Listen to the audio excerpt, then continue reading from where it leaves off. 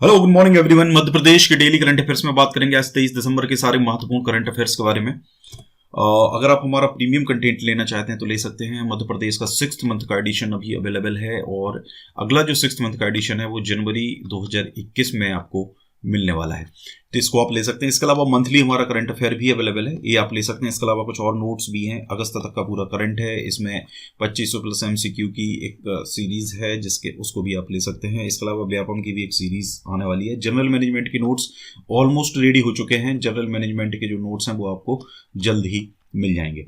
इसके अलावा ये साइंस के भी नोट्स आप ले सकते हैं। कल हमने 4 प्रश्न पूछे थे, तो इस बार शायद ज़्यादातर क्वेश्चंस का जो जवाब है वो कोई अच्छा कमेंट मेरे पास नहीं आया है। What ever be the reason, मैं आपको बताता हूँ। आदिम जाति कल्याण विभाग द्वारा किस वर्ष संत कबीर पुरस्कार की स्थापना की गई थी? देखिए, ये संत कबीर पुरस्कार ये अलग है, इसकी स्थापना करी गई है आदिम जाति कल्याण विभाग के द्वारा। इसके अलावा राष्ट्रीय स्तर पर कबीर सम्मान मध्य प्रदेश सरकार के द्वारा दिया जाता है, और ये जो कबीर सम्मान है ये उस सम्मान से काफ़ी अलग है। ये कई लोगों को ऐसा लगा है कि ये वही सम्मान है जो कबीर सम्मान है, ये अलग है। ये आदिम जाति कल्याण विभाग के द्वारा दिया जाता है, वो संस्कृति विभाग के द्वारा दिया जाता है। यहाँ पर अगर हम बात करें तो इसकी जो स्थापना है ये वर्ष 2009 में हुई थी आदिम जाति कल्याण विभाग के द्वारा। इस संत कबीर पुरस्कार के नाम से इसको जाना जाता है, और ये स्पेशली मध्य प्रदेश के जो अनुसूचित जाति के लोग हैं उनको ये दिया जाता है। उनके विकास और कल्याण और उनके सामाजिक उत्थान के उद्देश्य से जो कार्य करते हैं उनको ये सम्मान दिया जाता है। ठीक है। दूसरा प्रश्न था, मध्य प्रदेश खजुराहो में स्थित विश्वनाथ मंदिर का निर्माण किस शैली में कराया गया था? तो ये पंचायतन शैली है, उसमें ये निर्माण इसका कराया गया था। विश्वनाथ मंदिर की अगर हम बात करें तो जो राजा धंगदेव था, ठीक है, राजा धंगदेव ने इस मंदिर का निर्माण करवाया था। विश्वनाथ मंदिर शिव मंदिर है, ये भी ध्यान रखिए आप, शिव मंदिर है, और राजा धंगदेव वर्मन जो था उसने इसका निर्माण करवाया था 1002 से 1003 ईस्वी में। ठीक है, तो ये भी अपने को ध्यान रखना है। भगवान शिव को ये समर्पित है और इसका पंचायतन शैली में इस मंदिर का निर्माण कराया गया है। इसके अलावा बहुत से मंदिर हैं आपके, जैसे खजुराहो में कंदरिया महादेव मंदिर है, 64 योगिनी मंदिर है, आपका लक्ष्मण मंदिर है, मतंगेश्वर मंदिर है, पार्श्वनाथ मंदिर है, कुछ जैन धर्म के भी मंदिर हैं वहाँ पर। ठीक है, और बाकी ज़्यादातर जो शिव मंदिर या विष्णु मंदिर ही वहाँ पर हैं। चित्रगुप्त मंदिर भी है। ठीक है, अलग अलग राजाओं ने इनका निर्माण करवाया था। अगला प्रश्न है, निम्न में से मध्य प्रदेश में किस स्थान पर नगरिया महल स्थित है? ये एक्चुअल में जो मांडू है धार जिले में, ये मांडू में स्थित है। नगरिया वाला महल एवं मस्जिद महल, ये 2 महल हैं एक्चुअल में। नगरिया वाला महल के नाम से इसको जनरली जाना जाता है। दूसरा है आपका मस्जिद महल, जो आपका मकबरा और मस्जिद है। ठीक है, ये मांडव में है आपके, और मध्य प्रदेश के धार जिले में ये पड़ते हैं, और 16वीं 17वीं सदी में इनका निर्माण करवाया गया था, मतलब इस सदी में ये निर्मित हैं। ठीक है, तो ये ध्यान रख लीजिए आप। अगला है, देश का प्रथम वाईफाई सुविधा वाला रेलवे स्टेशन। देखिए, तो यहाँ पे ऑप्शन नहीं था, तो भी आपको थोड़ा सा रिसर्च करके इसको देना था। ठीक है, मध्य प्रदेश, इसमें देश का प्रथम वाईफाई सुविधा वाला रेलवे स्टेशन जो है ये 2014 में बनाया गया था। पूर्व रेल मंत्री थे सदानंद गौड़ा, इन्होंने बेंगलुरु सिटी रेलवे स्टेशन पर वाईफाई सुविधा का उद्घाटन किया था। ठीक है, तो बेंगलुरु सिटी रेलवे स्टेशन जो है वो आपका देश का पहला वाईफाई सुविधा वाला रेलवे स्टेशन है। ठीक है, और वाईफाई की जो सेवा है, जो रेल टेल है आपका, रेल टेल के द्वारा ये सुविधा जो है वो दी जा रही है। ठीक है, एक पायलट परियोजना के रूप में इसको प्रारंभ किया गया था, और रेलवे के द्वारा ए और A1 श्रेणी के जो सभी स्टेशन हैं उन पर वाईफाई सेवा प्रदान करने की जिम्मेदारी रेल टेल को ही दी गई है। अब तो आज की डेट में ज़्यादातर जो बड़े स्टेशन है वो सब वाईफाई हो चुके हैं। ठीक है, और गूगल की मदद से ये वाईफाई बनाए जा रहे हैं, तो ये भी आप ध्यान रखिए। ये शुभम पटेल ने अच्छा आंसर देने की कोशिश तो की है, लेकिन अच्छा आंसर नहीं ये दे पाए हैं इन्होंने। जैसे इसका मुंबई बताया है, तो मुंबई तो 2016 में आया था, सबसे पहला वाईफाई स्टेशन 2014 में बना था। ठीक है, ये इन्होंने अच्छा आंसर किया है इसका, बाकी ये 2008 आपका गलत है। ठीक है, तो ये इस तरीके से। अच्छा, एक और चीज़ बता दें हम आपको, जो कबीर सम्मान है, वो जो कबीर सम्मान आदिम जाति कल्याण विभाग के द्वारा दिया जाता है। ये सम्मान 2012-13 में ये भोपाल के एक नीरज अहिरवार जो हैं, नीरज अहिरवार, ठीक है, इनको साहित्य के क्षेत्र में दिया गया था। इसके साथ साथ रविलाल सांगले को यह सम्मान सेम ईयर में, ये भी भोपाल के ही हैं, इनको ये सम्मान रंग कर्म के हेतु दिया गया था। इसके बाद एक और सम्मान ये दिया गया, तो उसमें आपका 2013-14 में, अगले साल ही 2013-14 में लीलाधर मंडलोई को साहित्य के क्षेत्र में दिया गया था। और शिव मूर्तिकार हैं, ये अलीराजपुर के हैं, इनको कला के क्षेत्र में इसको दिया गया था। और रामस्वरूप मालती, इनको रंग कर्म के क्षेत्र में ये सम्मान दिया गया था। तो ये नाम भी आप याद रख लो। आज के लिए आपके प्रश्न है, कुषाण वंश के वासुदेव प्रथम का तांबे का सिक्का कहाँ से प्राप्त हुआ है? ठीक है, तो ये मध्य प्रदेश के किस जिले से ये प्राप्त हुआ है, ये आपको कमेंट करके बताना है। मध्य प्रदेश के खजुराहो में स्थित लक्ष्मण मंदिर का निर्माण किस शैली में कराया गया? तो ये प्रश्न का जवाब भी आपको देना है। निम्नलिखित में से मध्य प्रदेश में किस जिले में देवर कोठार के स्तूप स्थित हैं? ये भी आपको बताना है और ये भी बताना है कि स्तूप किसने बनवाए थे। अगला प्रश्न है, मध्य प्रदेश में वायु परिवहन का प्रारंभ इंदौर और किस शहर के मध्य प्रारंभ किया गया था? तो ये प्रश्न भी आपको कमेंट करके बताना है। चलिए स्टार्ट करते हैं। पहला प्रश्न है, हाल ही में पर्यावरण, वन और जलवायु मंत्रालय के द्वारा भारत में तेंदुओं की स्थिति 2018 नामक रिपोर्ट को जारी किया गया। इससे संबंधित असत्य कथन का चयन कीजिए। तो देखिए, यहाँ पे अगर बात करें तो इस रिपोर्ट के अनुसार मध्य प्रदेश तेंदुओं की आबादी में प्रथम स्थान पर है। तो ये बिल्कुल सही जवाब है। भारत में तेंदुओं की आबादी में वर्ष 2014 से अब तक 60% की वृद्धि हुई है। तो ये भी बिल्कुल सही जवाब है। IUCN की रेड लिस्ट में तेंदुए को सुभेद्य यानी कि वल्नरेबल के रूप में वर्गीकृत किया गया है। तो ये भी बिल्कुल सही है। अगला है, राष्ट्रीय बाघ संरक्षण प्राधिकरण का गठन 2007 में किया गया था। तो ये स्टेटमेंट आपका गलत हो जाता है, क्योंकि 2007 नहीं 2005 में इसका गठन किया गया था। चलिए इसके बारे में थोड़ा सा डिटेल डिस्कस करते हैं। देखिए, पर्यावरण, वन और जलवायु मंत्रालय के द्वारा इस प्रकार की जो रिपोर्ट्स हैं वो जारी की जाती हैं। ठीक है, तो भारत में तेंदुओं की स्थिति, ठीक है, लेपर्ड स्टेटस इन इंडिया 2018 नाम से रिपोर्ट जारी करी गई है। ठीक है, इस रिपोर्ट के अनुसार भारत में तेंदुओं की आबादी वर्ष 2014 से अब तक 60% की वृद्धि हुई है। जहां 2014 में ये लगभग 8,000 के समथिंग इनकी आबादी थी, अब बढ़कर 12,852, याद रखिए 12,852 तेंदुओं की संख्या भारत में हो चुकी है। तेंदुओं की सर्वाधिक आबादी मध्य प्रदेश में 3421, ये डेटा बिल्कुल याद रख लो, रट लो इसको। ठीक है, 3421 मध्य प्रदेश में तेंदुए हैं। इसके बाद दूसरे स्थान पर है कर्नाटक, तीसरे स्थान पर है आपका महाराष्ट्र। और इस संदर्भ में दूसरे व तीसरे स्थान पर है, मतलब कर्नाटका और आपका जो महाराष्ट्र है ये दूसरे और तीसरे स्थान पर है। अब थोड़ा सा स्टैटिक जीके में इसमें हम बात करें तो IUCN की रेड लिस्ट में तेंदुओं को सुभेद्य यानी कि वल्नरेबल के रूप में वर्गीकृत किया गया है। आपको पता है ये रेड लिस्ट में घोर संकटग्रस्त इस प्रकार की पूरी एक रेड लिस्ट है, जिसमें इस प्रकार के जो संकटग्रस्त प्राणी हैं उनको इस तरीके से रखा गया है। तो अलग अलग कैटेगरीज में अलग अलग जानवरों को रखा जाता है। इसके अंतर्गत सुभेद्य जो श्रेणी है उसके अंतर्गत तेंदुए को रखा गया है। ये आपको इसलिए बता रहा हूं क्योंकि यहां से डेफिनेटली आपको एग्जाम में क्वेश्चंस मिल सकते हैं। ठीक है, ये बिल्कुल ध्यान रख लीजिए। भारतीय वन्यजीव संरक्षण अधिनियम जो है 1972 का, उसकी अनुसूची प्रथम के तहत तेंदुए का शिकार जो है वो प्रतिबंधित किया गया है। राष्ट्रीय बाघ संरक्षण प्राधिकरण, जिसको नेशनल टाइगर कंजर्वेशन अथॉरिटी कहा जाता है, NTCA, ठीक है, इसके अंतर्गत ये जो है आपका ये पर्यावरण, वन और जलवायु परिवर्तन मंत्रालय के तहत एक वैधानिक निकाय है, संवैधानिक निकाय है। ठीक है, इसका गठन टाइगर टास्क फोर्स की सिफारिशों के बाद किया गया था वर्ष 2005 में।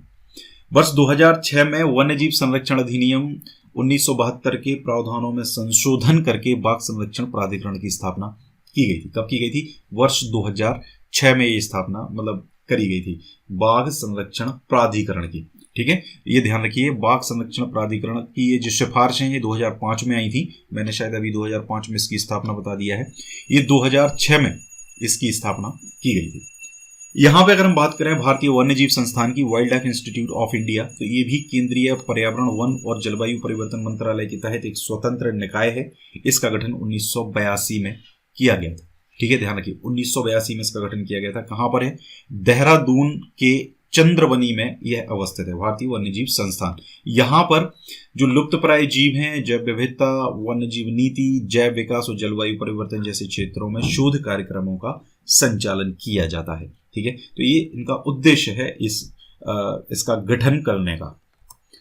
अगला प्रश्न है, देश में किसानों की सहमति से जमीन लेकर औद्योगिक क्षेत्र विकसित करने के लिए पहली लैंड पूल स्कीम कहाँ लागू की जा रही है?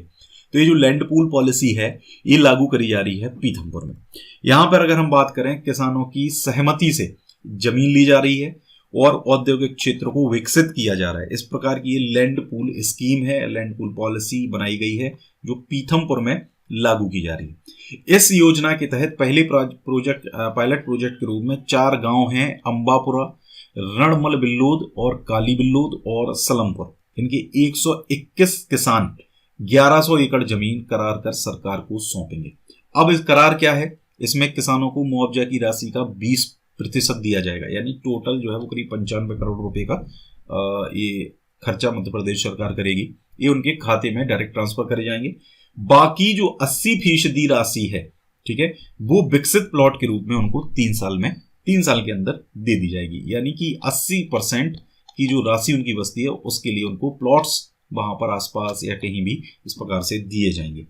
यदि किसान को बीच में रुपए की जरूरत होती है तो वह करार के आधार पर ही जमीन किसी को बेचने का सौदा कर सकता है और राशि ले सकता है। जमीन करार खरीदने वाले की हो जाएगी, जो भी उसको खरीदेगा, मतलब एक किसान बीच में अगर चाहता है उसका सौदा करना तो वो उसका सौदा भी कर सकता है। तो इस तरीके से औद्योगिक क्षेत्र विकसित किया जाएगा। अगला प्रश्न है, उज्जैन में किस स्थान के पुरातत्व उत्खनन के लिए राज्य शासन की ओर से केंद्र सरकार को प्रस्ताव भेजा जाएगा? तो ये जो प्रस्ताव है, गढ़कालिका, वैश्य टेकरी, महाकाल क्षेत्र, ये उपरोक्त तीनों इसका सही आंसर है। इन तीनों के लिए ये उज्जैन में स्थित तीनों स्थान हैं। पुरातत्व उत्खनन के लिए राज्य सरकार केंद्र सरकार को ये प्रस्ताव भेजेगी। ठीक है, स्थान याद रखिए, गढ़कालिका, वैश्य टेकरी और महाकाल क्षेत्र। ठीक है, अगर बात करें उज्जैन शहर की तो 1962 के बाद से कोई पुरातत्व उत्खनन नहीं हुआ है। 1937-38 में पहला उत्खनन हुआ था, आखिरी 1962 में। इस दौरान पाई गई पुरातत्व सामग्री से कानीपुरा में बौद्ध स्तूप और गढ़कालिका में प्राचीन बसाहट के अवशेष मिले थे। 24 खंबा पर भी उत्खनन हुआ था। देखिए ये करंट से ज्यादा इंपॉर्टेंट है यहाँ पर, जो आपका मैं आपको बता रहा हूँ इसका स्टैटिक जीके। ठीक है, स्टैटिक जीके, क्योंकि ये सारे जो नाम हैं ये जनरली वैसे हो सकता है आपने सुन रखे होंगे, लेकिन 24 खंबा है जैसे, ये बहुत कम लोगों ने सुना होगा इसके बारे में। तो ये कहाँ पर है आपका? ये उज्जैन में है, ये आपको पता होना जरूरी है। ठीक है, और इससे 2600 साल पुराने जीवन के चिन्ह प्राप्त हुए थे। पद्मश्री स्वर्गीय डॉक्टर वाकणकर जो थे और विक्रम विश्वविद्यालय के जो पुरातत्वविद हैं उनके द्वारा शहर और जिले में किए गए पुरातत्व सर्वे में 3 से 4 हजार साल पुरानी सभ्यता के पुरावशेष संग्रहित किए जा चुके हैं। ठीक है, इसमें मत्स्येंद्रनाथ समाधि क्षेत्र में भी शिप्रा नदी में लकड़ी की दीवारें और बंदरगाह के अवशेष भी पाए जा चुके हैं। ठीक है, तो ये भी आप ध्यान रखिए। इस प्रकार की क्या है, एक तो जीके, मध्य प्रदेश का जो जीके है वो बहुत कोई अच्छी बुक इसकी नहीं आती है। जितनी भी ज़्यादातर जो बुक्स हैं उनमें बहुत गलत डेटा एक्चुअल में दिया हुआ है। ठीक है, तो ये थोड़ा सा प्रॉब्लम है, आपको स्टैंडर्ड बुक्स फॉलो करनी चाहिए। ठीक है, क्योंकि बहुत सारा कंटेंट ऐसा रहता है जो जनरली गलत दिया हुआ है बुक्स में। तो ये सारी चीज़ें भी आपको जानना जरूरी है। अगला प्रश्न है, किस नगर निगम द्वारा सिंगल यूज प्लास्टिक से पर्यावरण को पहुंच रहे नुकसान में कमी लाने के लिए डिस्पोजल प्लास्टिक की बोतलों का उपयोग बगीचों के सौंदर्यीकरण में करने का निर्णय लिया है? तो ये नगर निगम उज्जैन नगर निगम है। आजकल उज्जैन नगर निगम बहुत सारे ऐसे कार्य कर रहा है जो current affairs point of view से इंपॉर्टेंट हैं। यहाँ पर देखिए, जो सिंगल यूज प्लास्टिक है उससे पर्यावरण को तो हानि पहुंचती है, साथ ही जो नगर निगम का ड्रेनेज सिस्टम है उसमें भी काफ़ी प्रॉब्लम्स आ रही हैं। ये बॉटल्स या प्लास्टिक जो होता है कहीं ना कहीं ड्रेनेज सिस्टम में फंस जाता है, जिसके कारण बहुत दिक्कत आती है। तो इन्हीं दोनों चीज़ों का उद्देश्य रखने के लिए डिस्पोजल प्लास्टिक की बोतलों का उपयोग बगीचों के सौंदर्यीकरण में किया जाएगा। इसके लिए नगर निगम एक व्यापक अभियान चला रहा है 24 से लेकर 26 दिसंबर तक। ठीक है। इसमें जो निगम कर्मी है वो घर घर पहुंचकर प्लास्टिक की जो बोतलें हैं वो जमा करेंगे। नागरिक इसमें अपना सहयोग दे सकते हैं। इन प्लास्टिक बोतलों का इको ब्रिक के रूप में प्रयोग करते हुए निगम विभिन्न कलाकृतियां या संरचनाएं बनवाएगा। किसी प्रकार की कलाकृति इनसे बनवाई जा सकती है। देश विदेश में बहुत सारा ऐसा इस प्रकार का काम भी पहले से किया जा रहा है। तो ये उसी में एक किया गया है कि जैसे बगीचे को उसमें जाके हम या चौराहों पर किसी प्रकार की मूर्ति या कोई स्ट्रक्चर वहां पे हम बना सकते हैं उन प्लास्टिक की बॉटल्स का यूज करके। नेक्स्ट है ये आपका अभी हाल ही में मुख्यमंत्री शिवराज सिंह चौहान ने कुछ योजनाओं का, जो जल प्रदाय योजनाएं हैं, खनिज से रिलेटेड कुछ योजनाएं हैं, उनका अभी हाल ही में कुछ निर्देश उन्होंने दिए हैं। तो मैं ये योजनाएं एक्चुअली में स्ट्रेटेजी के पॉइंट ऑफ व्यू से इंपॉर्टेंट है। जैसे आपका बंडौल समूह जल प्रदाय योजना है, ठीक है। तो ये मध्य प्रदेश के किस जिले से इसका संबंध है? ये सिवनी जिले से मध्य प्रदेश का संबंध है। ये परियोजना 237 करोड़ 57 लाख रुपए की है, ठीक है। इसमें 206 ग्रामों में नल से पेयजल की आपूर्ति की जाएगी। इसे आवश्यक स्वीकृतियां प्राप्त कर 31 मार्च 2021 तक पूर्ण करने के निर्देश अभी हाल ही में उन्होंने दिए हैं। गाइज एक और चीज बता दूं, अभी जेल प्रहरी में काफी प्रश्न जो हैं वो करंट अफेयर के पूछे गए हैं।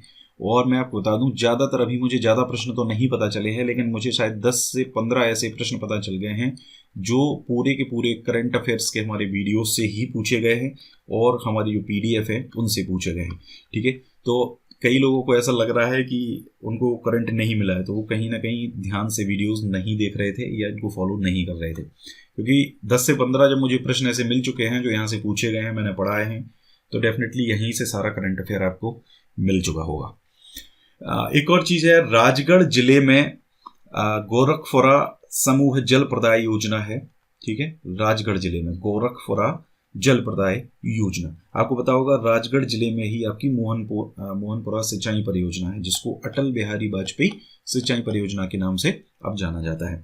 161 करोड़ लागत की परियोजना है। कौन सी? गोरखपुरा समूह जल प्रदाय योजना। इस योजना में से 163 ग्रामों में नल से जल प्रदाय होगा। इसको भी 31 मार्च 2021 तक पूर्ण किया जाएगा।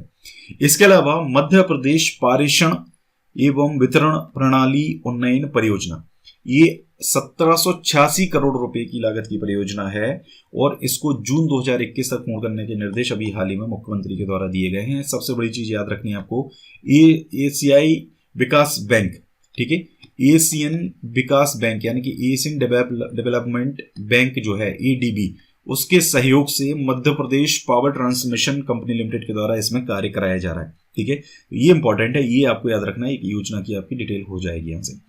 ग्रीन एनर्जी कॉरिडोर परियोजना, इसके द्वारा सौर ऊर्जा, पवन ऊर्जा, लघु एवं लघुत्तम जल विद्युत ऊर्जा और बायोमास आधारित योजना से करीब 5800 मेगावाट ऊर्जा का उत्पादन होना है। ये योजना 2100 करोड़ की है। इससे संबंधित भी निर्देश शिवराज सिंह चौहान ने भी दिए हैं।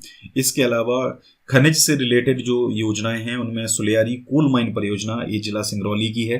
1298 हेक्टेयर का सुलियारी कोल ब्लॉक है, ठीक है। यहाँ पर कोल ब्लॉक है यानी कि यहाँ से कोल का उत्खनन किया जाता है। सोलियारी कोल माइन परियोजना आपको याद रखनी है। इसी तरह 1627 हेक्टेयर की एक अमेलिया कोल ब्लॉक है, ये भी आपकी कहाँ पर है? सिंगरौली में ही। ये अलग अलग कोल ब्लॉक्स हैं एक्चुअल में, तो इनका आप नाम याद रख सकते हैं। कोल ब्लॉक्स यानी कि कोल माइन है, यहाँ पर कोयले की खुदाई यहाँ से करी जाती है। तो गाइस ये पूरा था हमारा आज का करंट अफेयर का वीडियो को ज़्यादा से ज़्यादा कमेंट करें, शेयर करें, वीडियो को लाइक करें। Thank you very much.